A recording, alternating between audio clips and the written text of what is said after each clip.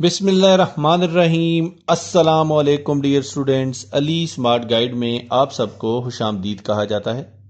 हमारे पास प्रोबेबिलिटी का एक इंपॉर्टेंट क्वेश्चन है। Two dice are rolled, find probability that part a sum of numbers appears on faces of both dice is number 1 at least 9, number 2 at most 4. Part B, number appears on first die is a prime number. Question की statement में हमें बताया गया है कि दो dice को role किया है। पार्ट ए में हमसे पूछा गया है कि प्रोबेबिलिटी क्या होगी अगर उन दो डाइस के ऊपर आने वाले नंबर्स को सम किया जाए तो वो सम एटलीस्ट 9 हो, और पार्ट 2 में कहा गया है कि वो सम एटलीस्ट 4 हो। पार्ट बी में हमसे प्रोबेबिलिटी कैलकुलेट करने का कहा गया है कि क्या प्रोबेबिलिटी होगी कि पहली डाई जो है उस पे जो नंबर आए वो प्राइम नंबर हो। तो अब हम इस क्वेश्चन के सोल्यूशन की जानिब मूव करते हैं। डियर स्टूडेंट्स, एक बात हमेशा याद रखिएगा कि अगर एक डाई को दो दफा रोल किया जाए, a die is rolled twice, ये इक्वल होता है two dice are rolled once.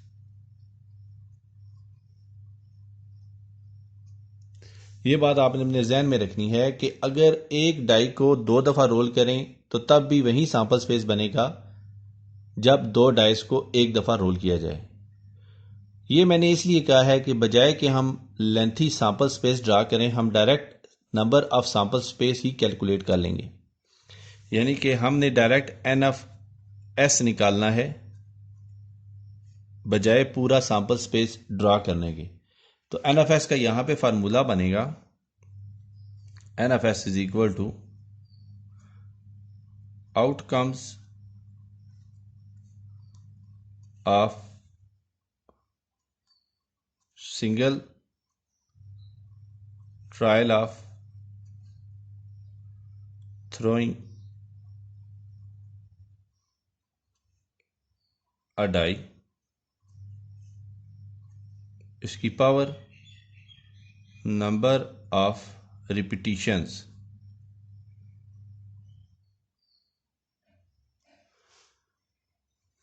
दूसरे अल्फाज में एक डाई को जब रोल करें तो उसका जो सैंपल स्पेस या पॉसिबल आउटकम्स बनती हैं वो यहाँ पे लिखेंगे और उसकी पावर लिखेंगे कि हमने डाई को कितनी दफ़ा रोल किया है।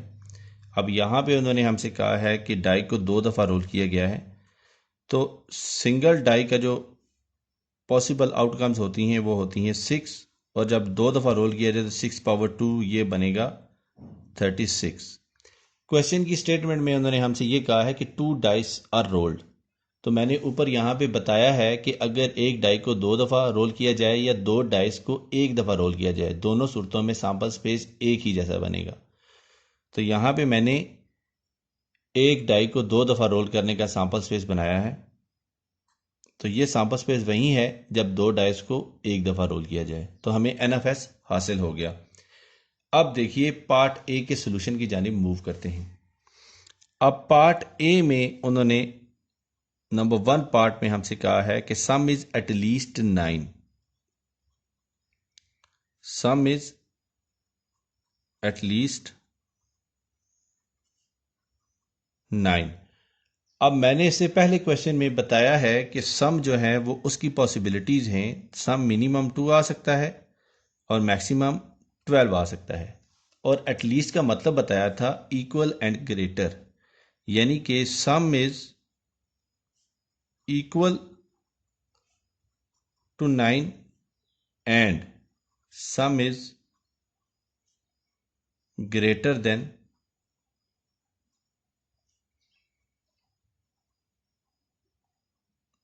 9। हमने इन दोनों को कंसीडर करना है। अब सम इज इक्वल टू 9 तो इसका मतलब है 9 है, और सम इज ग्रेटर देन 9 का मतलब है कि 9 से ज़्यादा सम भी कंसीडर होगा। लेकिन 9 से ज़्यादा सम कहाँ तक जाएगा? 12 तक, क्योंकि हमारे पास सम की मैक्सिमम लिमिट ही 12 है। तो 9, 10, 11 और 12 ये हमारे पास सम्स हैं और हमने इन्हीं को कंसीडर करना है। तो हम इसको इवेंट सपोज कर लेते हैं। Let A is event that,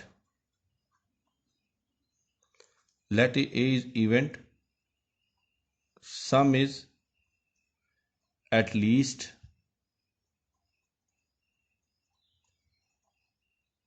9।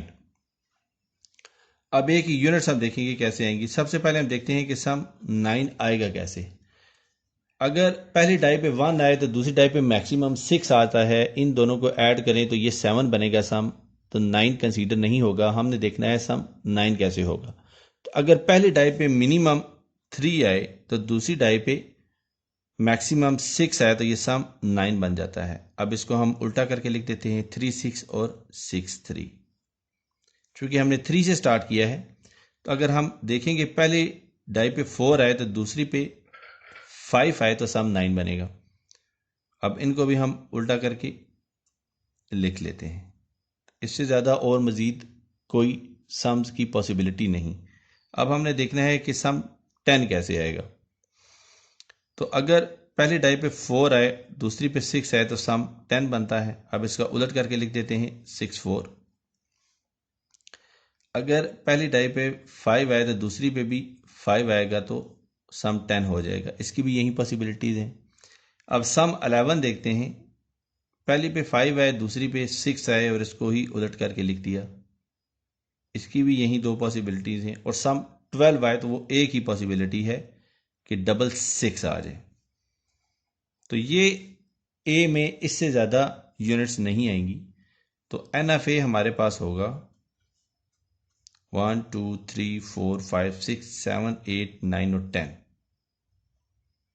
और प्रोबेबिलिटी ऑफ ए जो है ये होता है n of A is divided by n of S के, यानी कि 10 इज डिवाइडेड बाय 36 के। अब हम पार्ट बी की जानिब मूव करते हैं। पार्ट बी में उन्होंने हमसे कहा है एट मोस्ट 4 आए सम। तो बात वहीं आ गई, मिनिमम सम 2 है और ये अप टू 12 है। तो एट मोस्ट 4 का मतलब ये होता है कि equal to 4 and less than 4। अब 4 तो इक्वल तो 4 हमें समझ आ गया। 4 से लेस क्या है 3 और 3 से लेस क्या है 2। 2 से लेस जाएंगी नहीं क्योंकि हमारे पास मिनिमम सम 2 है। तो उसी तरह हम इसको भी इवेंट सपोज करेंगे। यहाँ पे मैं इवेंट सपोज नहीं करूँगा, डायरेक्ट सॉल्व करूँगा क्योंकि इससे पिछले क्वेश्चन में हमने बार बार इवेंट सपोज किए हैं। तो बी हमारे पास होगा हासिल। अब सम देखते हैं कि 2 कैसे आता है। 2 का सिंपल एक ही केस है 1 और 1। अब सम 3 कैसे आएगा। अगर पहली डाई पे 1 आए दूसरी डाई पे 2 आए तो सम 3 हो जाएगा।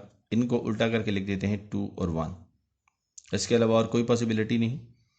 अब 4 का देखते हैं सम 1 और 3 से आएगा। 1 और 3 को उलट करके लिख देते हैं, ये हो जाएगा 3 और 1। और इसके अलावा ये 2 और 2 से आएगा। इसके अलावा मज़ीद इसकी पॉसिबिलिटीज़ नहीं है। अब हम एन ऑफ बी देखते हैं क्या है। एन ऑफ बी हमारे पास होगा 1 2 3 4 5 और 6। तो प्रोबेबिलिटी ऑफ बी होता है n of B is divided by n of S के। तो ये बनेगा हमारे पास 6 इज डिवाइडेड बाय 36 के। तो अब हम पार्ट सी की जानिब मूव करते हैं। पार्ट सी में उन्होंने हमसे कहा है कि नंबर ऑन, पार्ट सी में उन्होंने हमसे कहा है कि number on first die is prime number, यानी कि पहली डाई पे प्राइम नंबर हो। तो प्राइम नंबर हमारे पास होते कौन से हैं 2 है 3 है 5 है अप टू सो ऑन। लेकिन चूंकि एक डाई पे ज़्यादा से ज़्यादा 6 आ सकता है और मिनिमम 1 आ सकता है तो हमने 2 3 और 5 ही को कंसीडर करना है। तो इसी तरह इसका भी इवेंट सपोज करना पड़ेगा कि let C is event that number on first die's prime number. तो ये मैं लिखूंगा नहीं, मैंने डायरेक्ट इसको लिखना है। तो अब देखें, तो पहला नंबर प्राइम हो, दूसरा उन्होंने कुछ भी नहीं कहा, इसका मतलब है दूसरा कुछ भी हो सकता है। तो ये होगा 2 1 2 2 2 3 2 4 2 5 और 2 6। इसी तरह 3 1 3 2 3 3 3 4 3 5 और 3 6 और इसी तरह 5 1 5 2 5 3 5 4 5 5 और 5 6। तो ये हमारे पास बनेंगे 1 2 3 4 5 6 और 1 2 3 6 इंटू 3 18। तो यहाँ पे हमारे पास NFC बनेगा